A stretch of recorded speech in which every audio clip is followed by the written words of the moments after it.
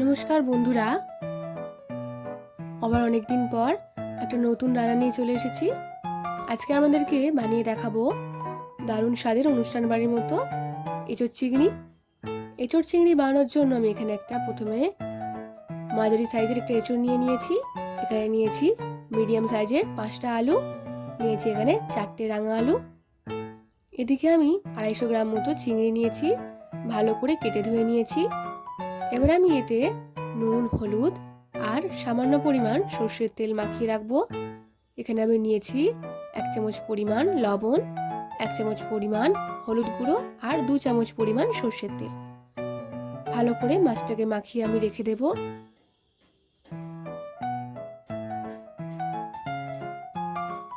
এদিকে আমি একটা জায়গায় বেশ খানিকটা পরিমাণ জল দিয়ে দিলাম 1 চামচ পরিমাণ লবণ, দিয়ে দিলাম 1 চামচ পরিমাণ হলুদ গুঁড়ো।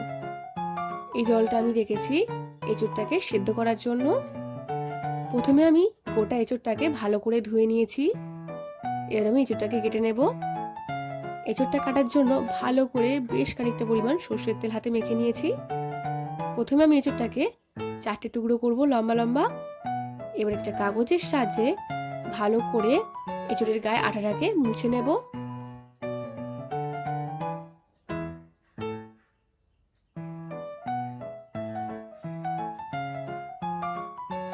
আমার এখানে মোছা হয়ে গিয়েছে। এবার আমি ছোট ছোট টুকরো করে এঁচোড়টাকে কেটে নেব।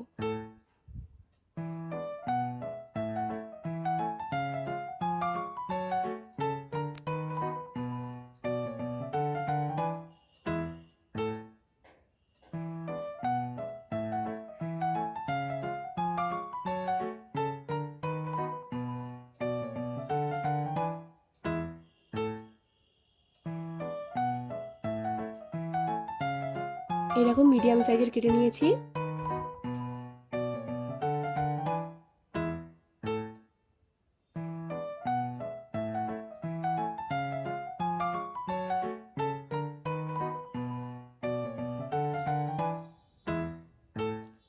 এবার আমি দানাটাকে ছাড়িয়ে নিচ্ছি।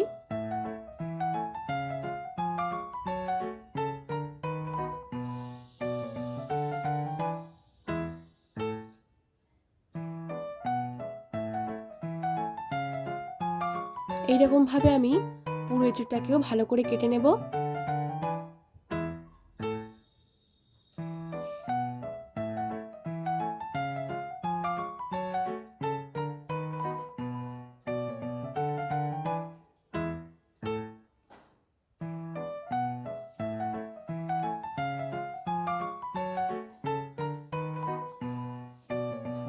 আমার এখানে এঁচোড় কাটা কমপ্লিট। এবার আমি এঁচোড়টাকে ভালো করে সিদ্ধ করে নেব। প্রথমে আমি জলটাকে ভালো করে গরম করে নেব, তারপরে হালকা নাড়াচাড়া করে ঢাকা দিয়ে 15 থেকে 20 মিনিটের জন্য এঁচোড়টাকে সেদ্ধ করে নেব।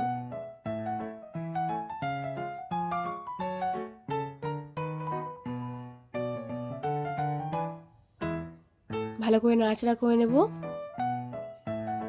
আমার এঁচোড়টা এখানে সেদ্ধ হয়ে গিয়েছে।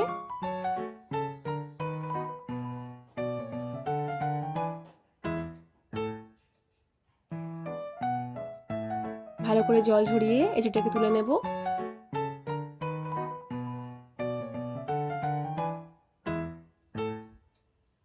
এদিকে আমি আলুটাকে বড় বড় সাইজের কেটে নিয়েছি ভালো করে। এদিকে আমি রাঙালুটাকেও বড় সাইজের কেটে নিয়েছি। এদিকে নিয়েছি 2টো বড় সাইজের টমেটো কুচিয়ে নিয়েছি 4টে 5টা লঙ্কা চিড়ে নিয়েছি, আর নিয়েছি আদা বাটা, রসুন বাটা। এদিকে আমি মোটামুটি 4টে থেকে 5টা পেঁয়াজও লম্বা লম্বা করে কেটে নিয়েছি। দিয়ে দিচ্ছি কড়াইতে বেশ খানিকটা পরিমাণ সর্ষের তেল। ভালো করে তেলটাকে গরম করে নেব।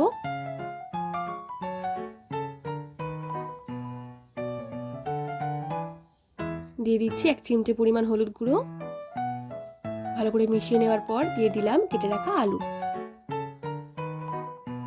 আলুটাকে আমি ভালো করে লাল লাল করে ভেজে নেব।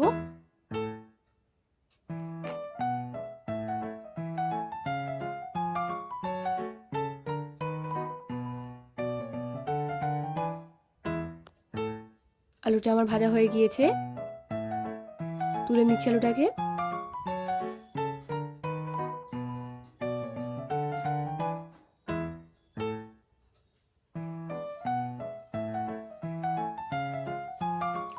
এবার আমি ওই কড়াইতে আরেকটু পরিমাণ সরষের তেল দিয়ে দেব। এবার আমি যে চিংড়ি মাছটাকে ভালো করে মাখিয়ে রেখেছিলাম সেই চিংড়ি মাছটা প্রথমে ভেজে নেব।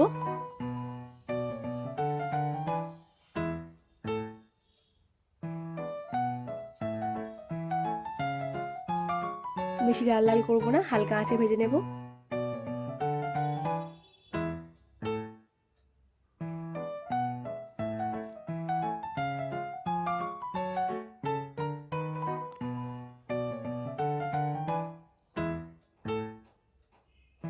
আমার এখানে চিংড়ি মাছটা ভাজা হয়ে গিয়েছে, তুলে নেব।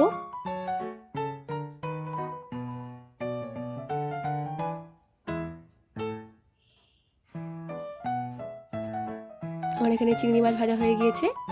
এবার আমি ওই তেলে দিয়ে দিলাম গোটা গরম মশলা, দিয়ে দিলাম তেজপাতা, দিয়ে দিলাম শুকনো লঙ্কা। আমি এখানে 3টে তেজপাতা নিয়েছি, মাঝখান থেকে কেটে নিয়েছি, আর 2টো শুকনো লঙ্কা নিয়েছি, সেটাকে আমি মাঝখান থেকে কেটে নিয়েছি। ভালো করে নাড়াচাড়া করে নিলাম। এবার দিয়ে দিচ্ছি আমি কেটে রাখা পেঁয়াজ। ভালো করে পেঁয়াজটাকে আমি ভেজে নেব।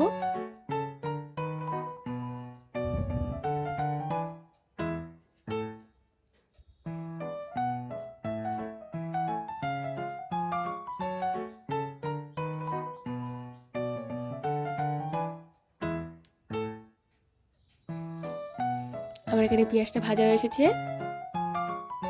এবার দিয়ে দিচ্ছি কেটে রাখা লাল আলু।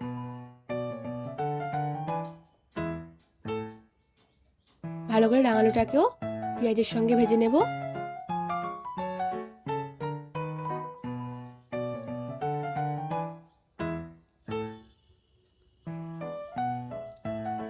বেশ খানিকক্ষণ ভাজার পর এবার আমি দিয়ে দিচ্ছি এঁচড়গুলো, যেটা আমি সিদ্ধ করে রেখেছিলাম। ভালো করে নাড়াচাড়া করে নেব।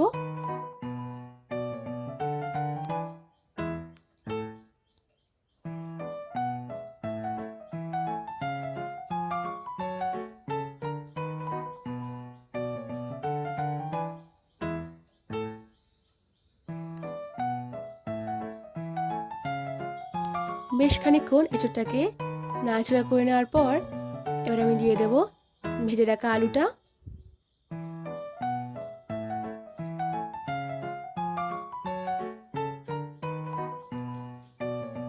আবারও ভালো করে নাড়াচাড়া করে নেব।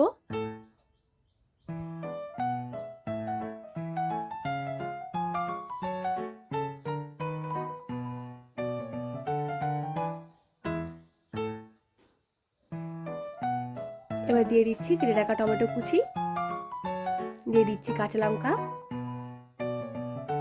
ভালো করে নাড়াচাড়া করে নেব।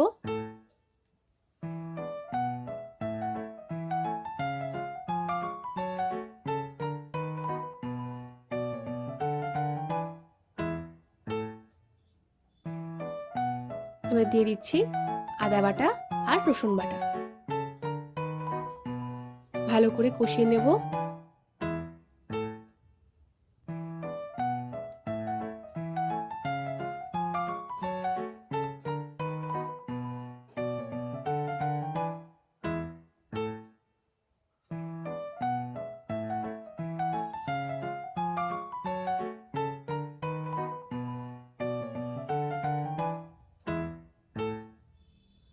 আমার এখানে কষানো হয়ে গিয়েছে।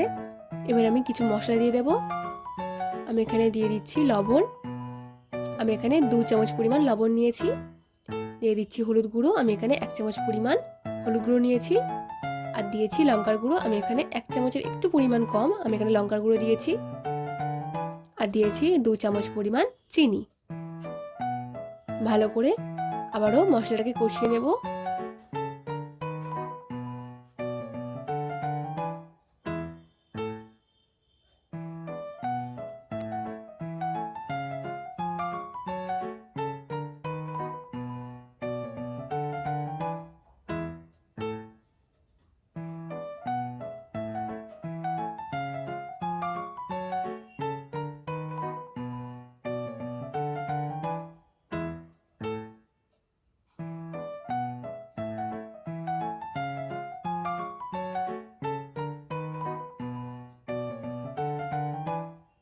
আমার এখানে কষানো হয়ে গিয়েছে।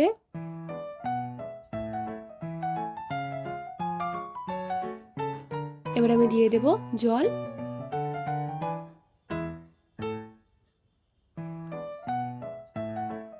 আমি এখানে প্রথমে 2 গ্লাস পরিমাণ জল দিলাম, হালকা নাড়াচাড়া করে দিলাম।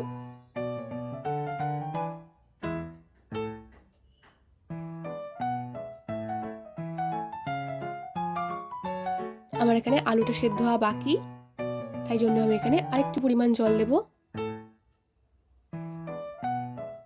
আরেক গ্লাস জল দিয়ে দিলাম। আর একটু নাড়াচাড়া করে এবার আমি ঢাকা দিয়ে দেব। তার আগে ভেজে রাখা চিংড়ি মাছগুলো দিয়ে দিলাম। 10 থেকে 15 মিনিটের জন্য আমি ঢাকা দিয়ে দিয়েছি। ঢাকাটাকে খুলে আর ভালো করে নাড়াচাড়া করে নেব।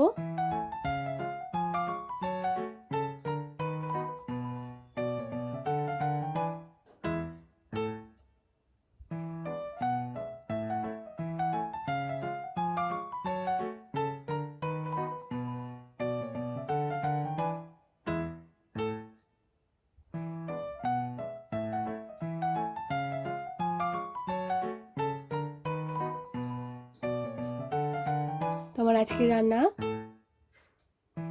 এঁচোড় চিংড়ি কমপ্লিট।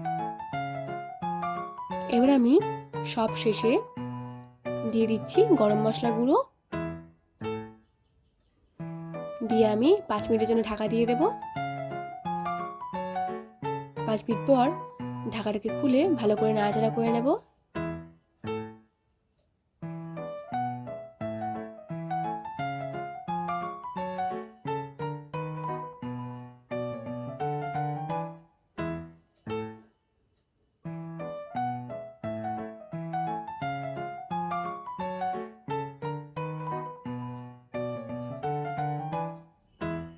এবার আমি একটা জায়গায় ঢেলে নেব।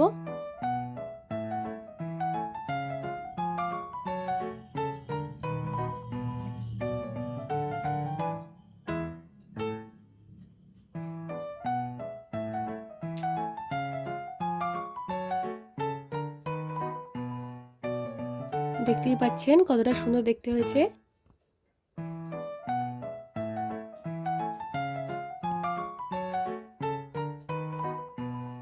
আমাদের আজকের রান্না এঁচোড় চিংড়ি রেডি।